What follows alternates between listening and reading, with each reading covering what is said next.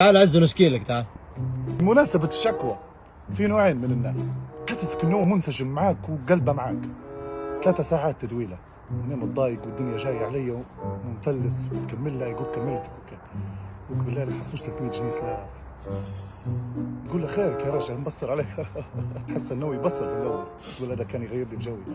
الوالده مش طيبه عشان في حاجتين تديرهم له، يا اما تفتح باب السياره ترتسه وتسكر الباب وتدير له حظر، يا اما الحاجه الثانيه اللي زمان جربناها كنا، هو الكف مش جاهيه اللي يدير في ضيف العين.